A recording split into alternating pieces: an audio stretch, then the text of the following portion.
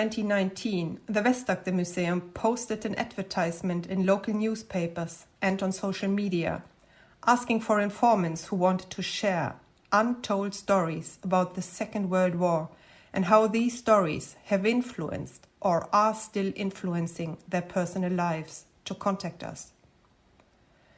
From 1940 to 1945, the Germans occupied Norway, and approximately 400,000 German soldiers interacted with the Norwegian population in various ways. We were interested in the long-term consequences of these interactions and in talking to 3 generations, the time witnesses themselves, their children and grandchildren.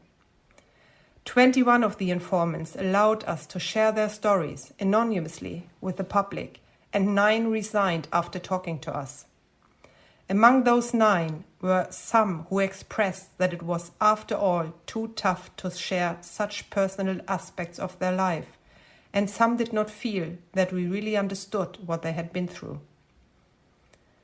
During the whole collection process, we heard mostly strong stories, clearly showing the long-term consequences of what happened more than 75 years ago.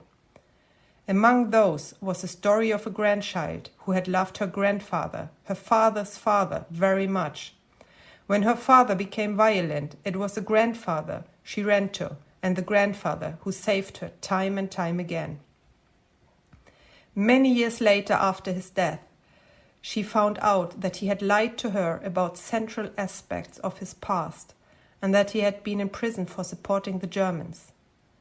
After his release, he reacted with rage and violence towards his small son, our informant's father, who in turn acted violently towards her later on.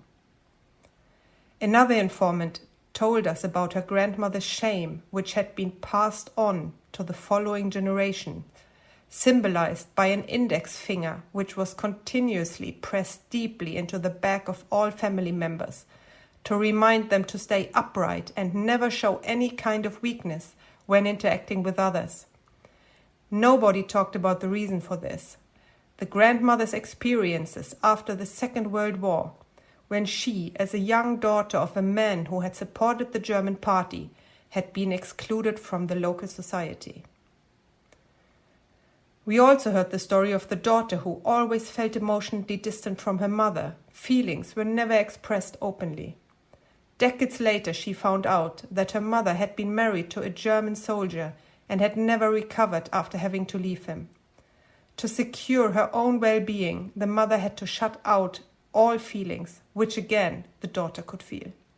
The circle first stopped when mother and daughter started to talk honestly with each other, and the former secrets were revealed in a way which was healing for both mother and daughter. The process left us museum professionals, who had the privilege to hear these stories in person, deeply touched and with a new sense of understanding how important the topics were to our informants' perception of themselves. It was obviously how difficult it was for many of the informants to talk about what filled them, so to say, all their lives. We could see it in their faces and hear it in their voices. The long-term consequences became severe, especially when the stories had not been shared before, and when it had been not possible to address them properly, because one was too afraid of the consequences of speaking out. We collaborated with the psychologists throughout the project to ensure that we handled difficult situations in the best interest of the informant. He summarized his experience with the following words: "Be open if you can. It might not only help you, but also make life easier for your children and grandchildren. Secrets are always more dangerous than stories."